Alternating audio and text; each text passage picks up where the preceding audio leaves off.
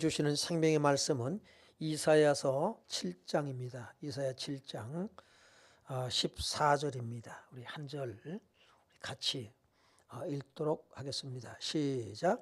그러므로 주께서 친히 징조를 너에게 주실 것이라. 보라, 처녀가 잉태하여 아들을 낳을 것이요 그의 이름을 임마누엘이라 하리라. 아멘. 제가 처음 교회 다닐 때 아침 저녁으로 성경을 읽었습니다. 아침에 신약을, 또 저녁에는 구약을, 이렇게 매일 성경을 읽는데 참 성경이 재밌었어요. 성경 읽는 시간이 참 그렇게 즐거울 수가 없어요. 다른 어떤 소설을 읽는 것보다 성경 읽는 시간이 가장 재미있었던 것 같습니다. 그 신비한 기사들이 참 많이 나왔고요. 그러면서 이해할 수 없는 부분들, 가장 충격적이고 이해할 수 없던 말씀이 요한복음 1장의 1장 1절로 태초에 말씀이 계시냐, 이 말씀이 하나님과 함께 있으니 이 말씀은 하나님이시니라. 말씀이 육신이 되어 우리 가운데 거하심에, 뭐 이런 내용의 말씀이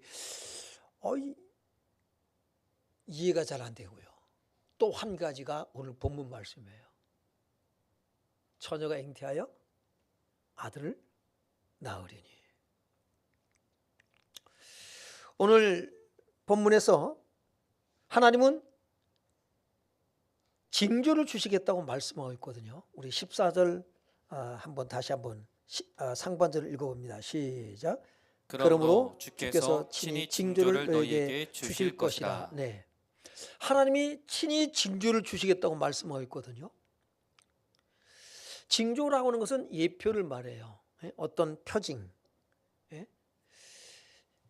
어떤 증표를 주시겠다고 말씀하시거든요. 근데 그 증표가, 그 예표가 무엇이냐? 바로 처녀가 잉태하여 아들을 낳을 것이다 라고 하는 것이거든요. 징조를 내게 주실 것이라 라고 말씀하고 있는데, 도대체 이 말씀이 이해가 안 가는 거예요. 제가 맨 처음에 아마 요한복음 읽었을 거예요. 처음 이제 신경을 펴서 읽을 때에. 그리고 요한복음을 마치고 아마 신약은 마태로 이렇게 넘어왔던 것 같아요. 이 마태로 넘어와서 마태복음 읽는데 뭐 족보 얘기가 또 참 재미가 없잖아요. 이게 뭘 자꾸 낳고. 그런데 이어서 나오는 말씀이 이제 바로 요한복음 1장 23절 말씀에 제가 브레이크가 걸렸습니다. 처녀가 잉태하여 아들을 낳으리니 그 이름을 임마누엘이라 하리라 하셨으니, 이를 번역한즉 하나님이 우리와 함께 하심이라. 처녀가 잉태하여 아들을 낳는다.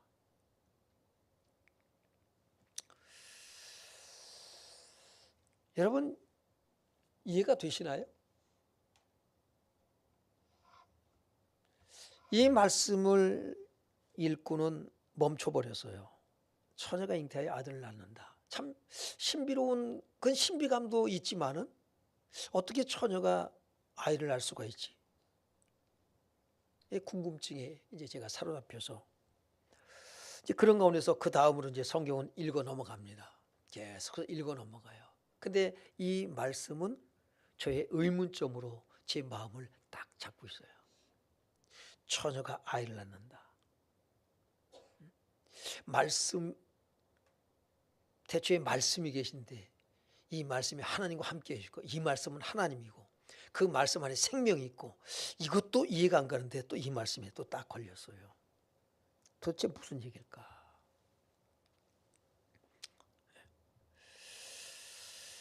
그런 가운데서 그런 의문점을 가지고 성경은 계속해서 읽어나가고 하는 중에 이제 구약을, 제가 밤에는 구약을 봤다 그랬잖아요. 또 구약을 보는데 구약이 창세기 3장 15절에 여자의 후손 얘기가 나오는 거예요.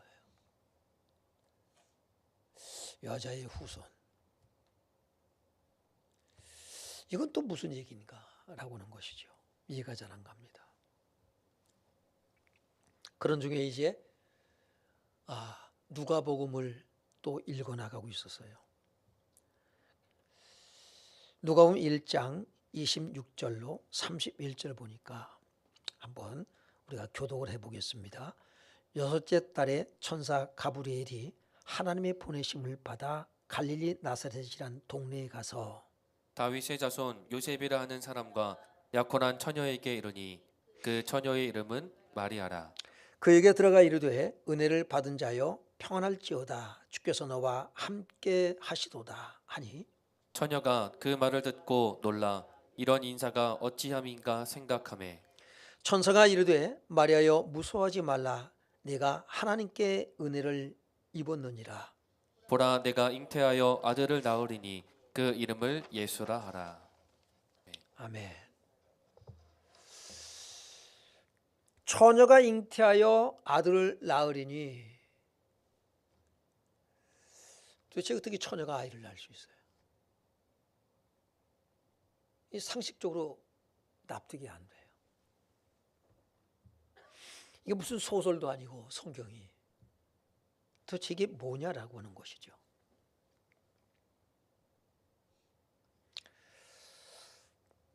그러다가 이제 창세기에서도 여자의 후손, 또 여자의 후손은 또 뭐냐? 아담의 후손 그러면 이해가 되잖아요. 남자의 후손, 여자의 후손, 도대체 뭐냐는 거예요.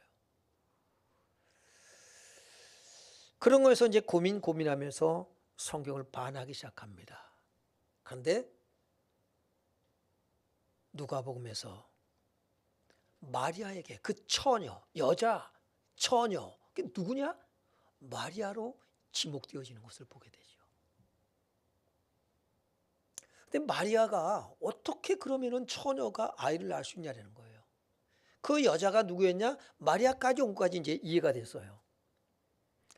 근데 마리아가 처녀인데 어떻게 그가 요셉과 약혼은 했습니다. 근데 함께 잠자리를 하지 않았어요.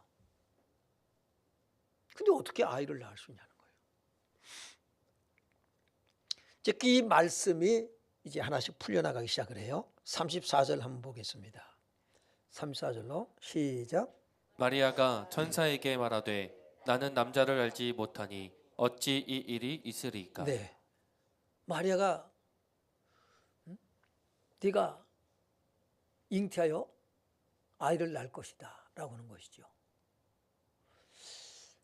아니 내가 남자를 알지 못하는데 내가 약혼을 했지만 아직 나는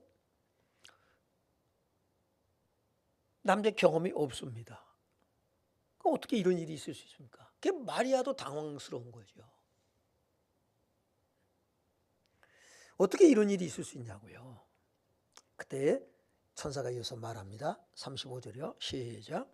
천사가 대답하여 이르되 성령이 내게 임하시고 지극히 높으신 이의 능력이 너를 덮으시리니 이러므로 나실 바 거룩한 이는 하나님의 아들이라 일컬어지리라. 그 다음에요. 보라 내 친족 엘리사벳도 늙어서 아들을 배었느니라.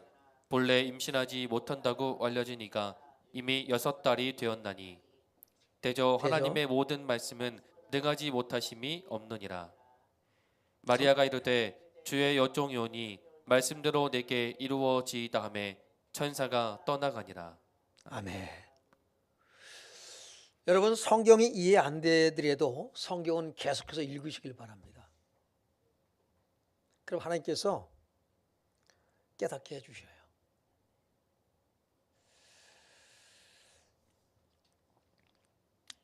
성령이 내게 임하시고 지극히 높으신 이의 능력이 너를 덮으시니 이러므로 나실 바 거룩한 이 하나님의 아들이라 일컬어지리라. 네 친족 엘리사벳도 늙어서 아이를 가질 수 없다, 낳을 수 없다라는 그런 얘기들을 다 하고 있지 않느냐. 그런데 네 친족 엘리사벳도 아이를 가진 지 벌써 6개월이 되었느니라. 그 엘리사벳이 낳은 아들이 누구예요? 세례 요한이에요. 세례 요한이 예수님보다 6개월 먼저 태어났습니다. 하나님은 참 대단하신 분이에요. 그리고 37절에서 이제 이게 풀렸어요. 대저 하나님의 모든 말씀은 능히 못하심이 없느니라. 창세기 1장이면 태초에 하나님이 천지를 창조하시니라. 빛이 있으라며 빛이 있었고 말씀하신 대로 모든 것이 여러분 생겨납니다. 이루어집니다. 하나님의 전능하심. 하나님은 돌들로도 아브라함의 자손이 되게 할 수 있다고 하는 것입니다. 없는 것을 있게 하시는 분이 하나님이셔요. 처녀가 아이를 가질 수 있는 것은 우리가 상식적으로 생리적으로는 불가능한데, 그러나 하나님의 능력으로는 하지 못할 일이 없다라고 하는 것이죠. 그런데 또 한 가지 또 이제 그러면서 의문이 생겼어요.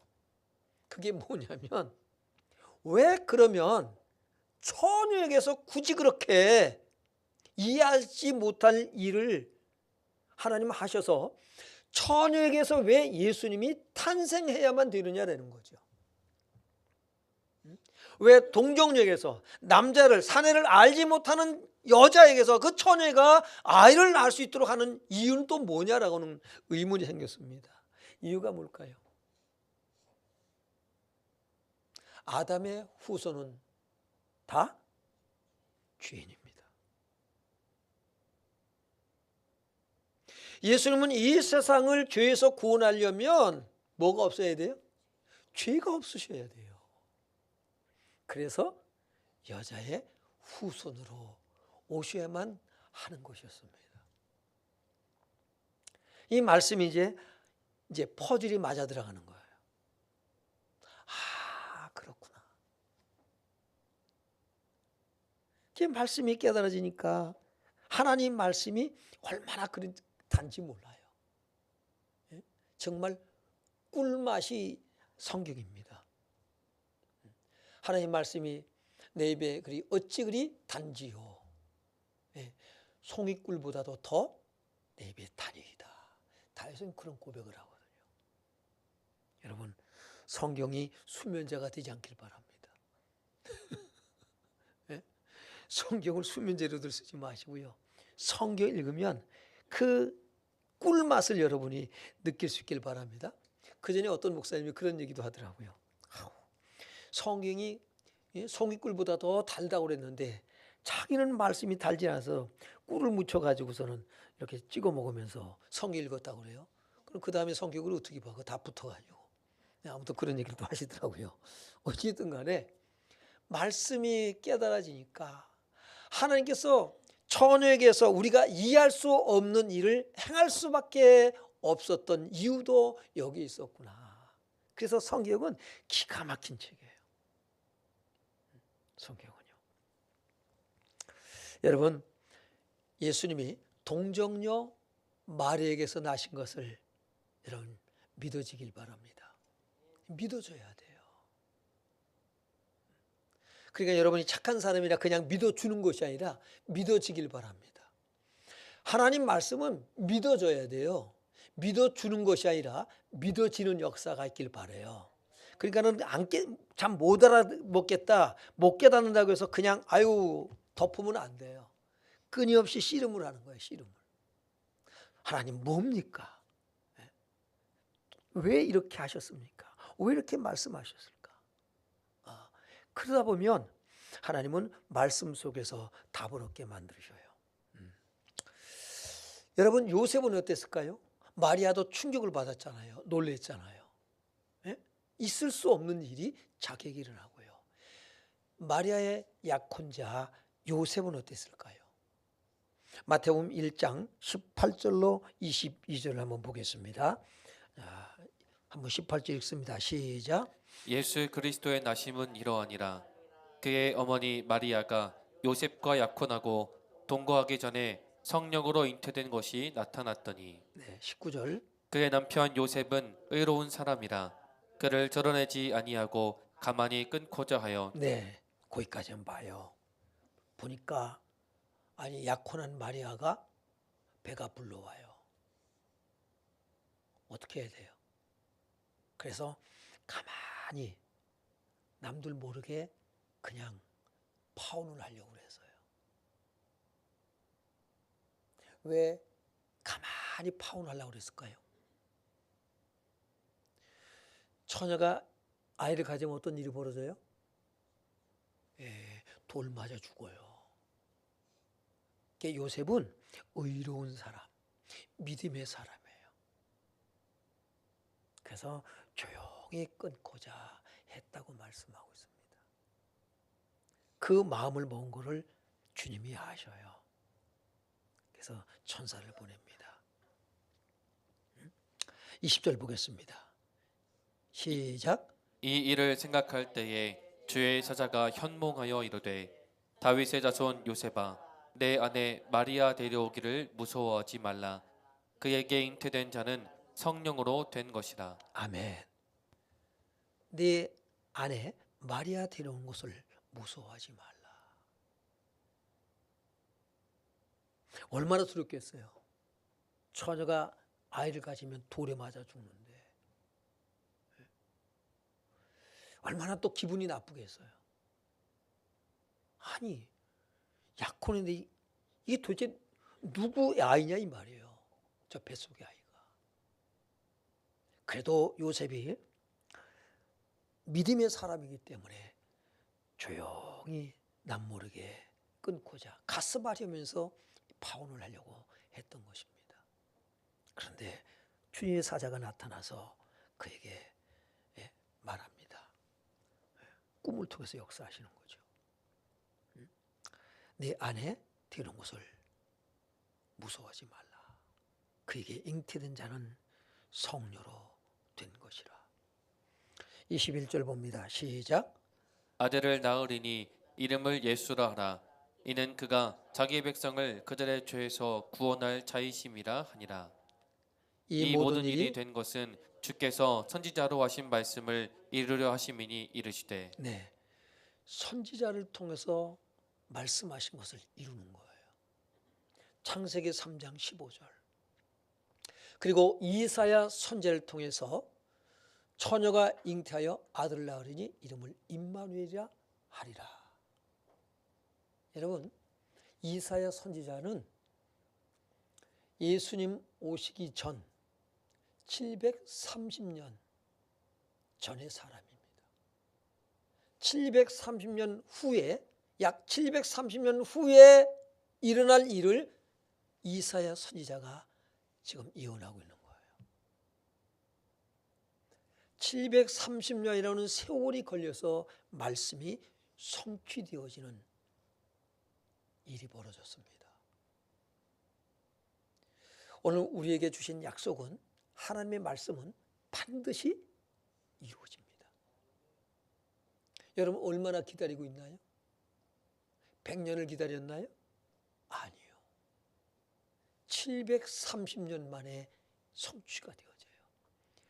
오늘 이 요셉과 마리아는 다윗의 혈통입니다. 다윗의 자손으로 메시아가 오실 것을 성경은 선지자를 통해서 말씀해 주고 있어요. 그러니까 이 자부심이 얼마나 강하겠어요. 유다 자손, 그 유다 자손 중에서 또 다윗의 혈통으로 온단 말이에요. 그러니까는 다른 어떤 지파들보다 이 약속에 대한 자부심과 긍지를 가지고 그들은 아마 살고 있었을 거라고요. 그래서 천사가 나타나서 말할 때에 무슨 말인지 빨리빨리 바로바로 깨닫고 천사가 하는 말을 그대로 수용합니다. 받아들입니다. 오늘 요셉에게 가르치는 말씀은 뭐예요? 아들 낳으리니 이름을 뭐라고 해요? 예수라 하라. 이사야 선지자에게 아들 낳으리니, 전형태의 아들 낳으리니 그 이름을 임마누엘이라 하리라. 임마누엘, 그 다음에 예수라고는 이름. 임마누엘의 뜻이 뭐라고요? 하나님이 우리와 함께 하신다는 뜻이죠. 예수라는 뜻은요? 예수님의 이름의 뜻이 뭐예요? 자기 백성을 그들의 죄 가운데서 구원할 자라는 거죠. 구원자라는 뜻을 가지고 있는 것이 예수입니다. 그러나 하나님께서 그 전능하심이 열쇠가 되는 거예요. 처녀가 잉태하여 아들을 낳는다, 해결이 되는 거예요. 해야 돼요. 자, 그래서 그의 이름을 임마누엘이라 하리라라고 말씀을 하고 있어요. 네, 임마누엘은 하나님이 우리와 함께 하신다라고 하는 것인데 하나가 되는 거예요. 합쳐지는 거예요.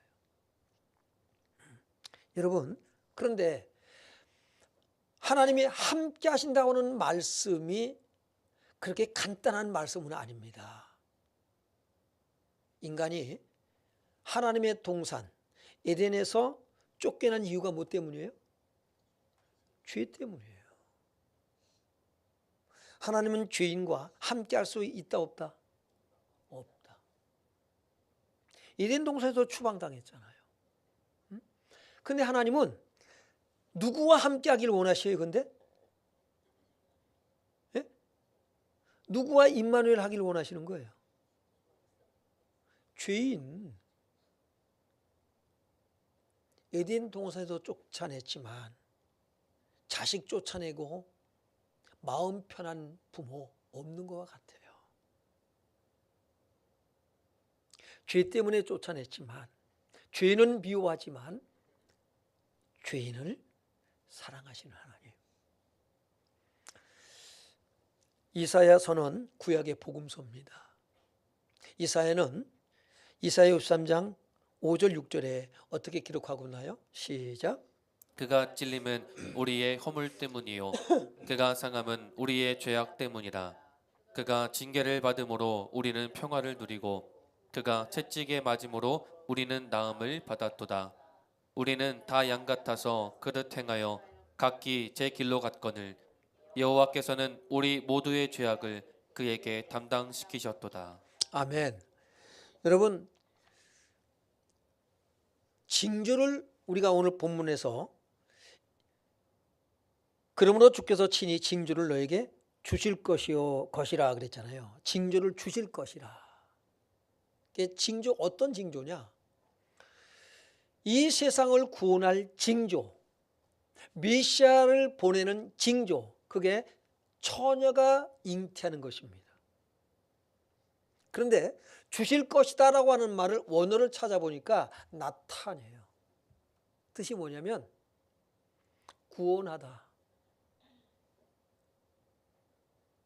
또 버림을 받다, 그리고 덮어 씌우다라는 뜻을 가지고 있어요. 씌우다는 뭘 씌워요? 죄를 덮어 씌우는 거예요. 그러니까는 징조를 보여주시는데 처녀가 잉태하여 아들을 낳는 그 징조로 그치는 것이라 그 징조 안에 바로 예수 그리스도께서 처녀가 잉태하여 동정녀에서 탄생하시는 그 예수님, 그 안에 예수님의 모든 공생애를 담고 있습니다. 십자가 사건까지요. 구원을 담고 있다는 것이죠. 우리는 다 양 같아서 그릇 행하여 각기 제 길로 갔거늘 그랬어요. 여호와께서는 우리 무리의 죄악을 그에게 담당시키셨도다. 예수님의 죄를 다 뒤집어 썼습니다. 그게 십자가 사건이에요.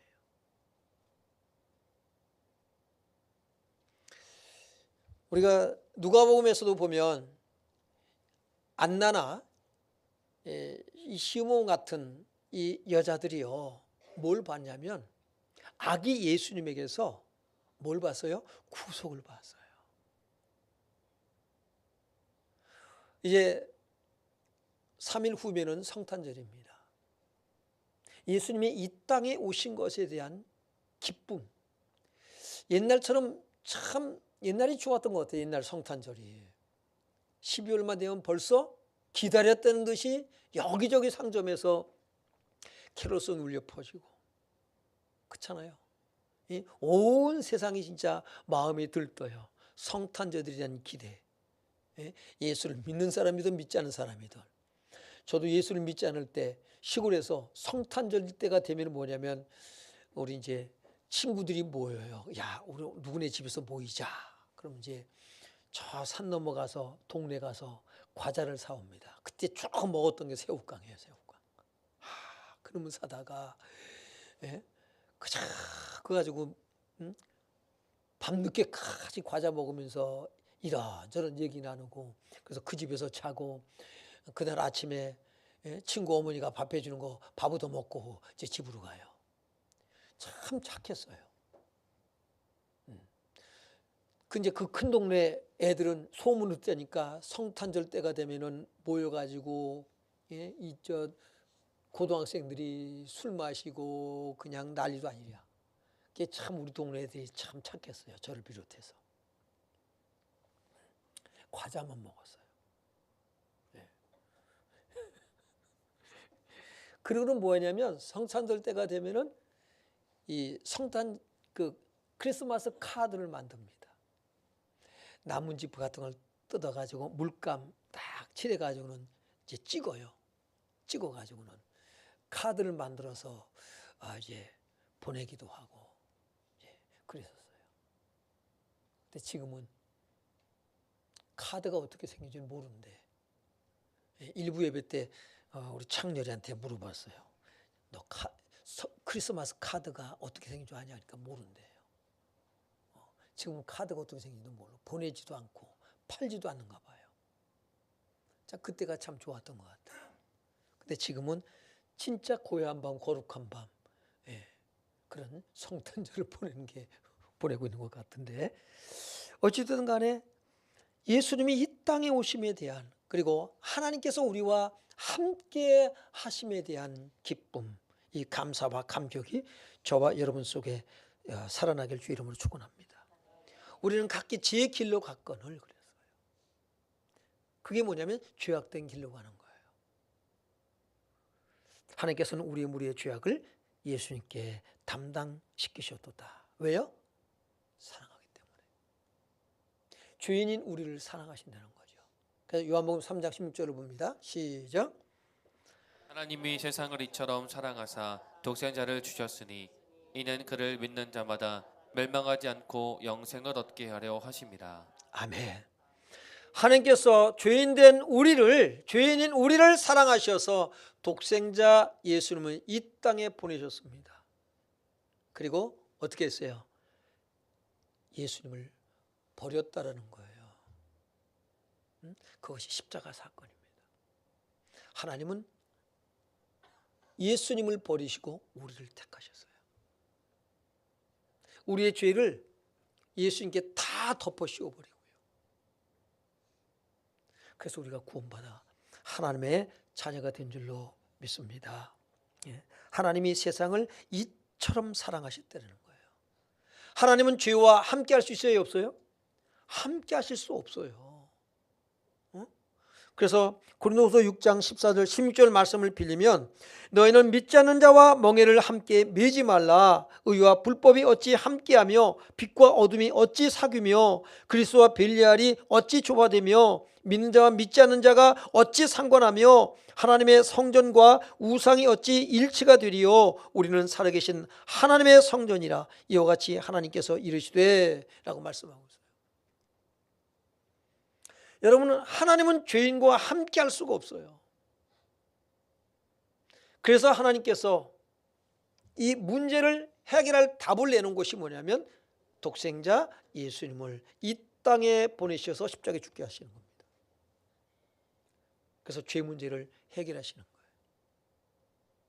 우리의 행위로 그래서 구원받을 수 없어요.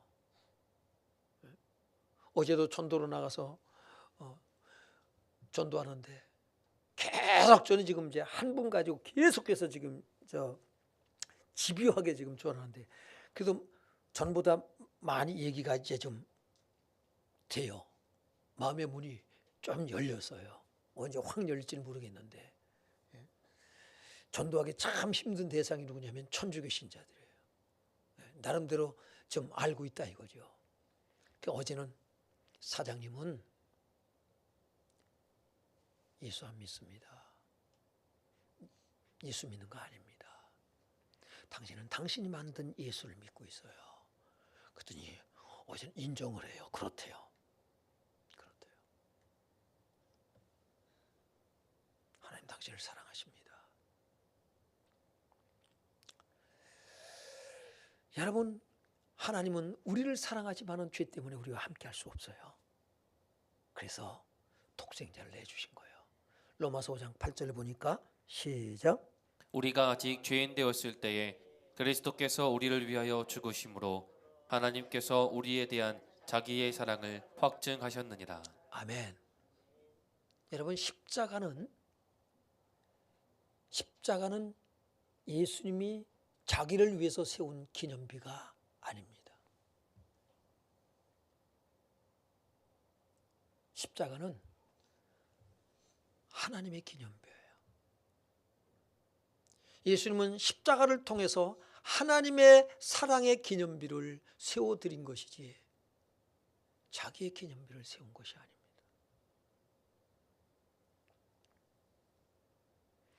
여러분의 삶에 여러분의 기념비를 세우지 않길 바랍니다. 우리는 주님의 기념비를 세우는 거예요. 사울 왕은 자기를 위해서 기념비를 세워요.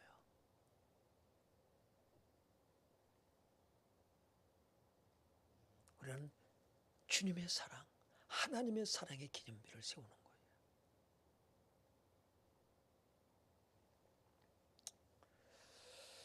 이것이 신앙생활입니다. 주님께서 영광을 받으실 수만 있다면 하는 거죠. 주님께서 기뻐하시는 일이라면 손해볼 수 있고 억울한 일을 당할 수도 있고요. 비웃음거리가 될 수도 있어요.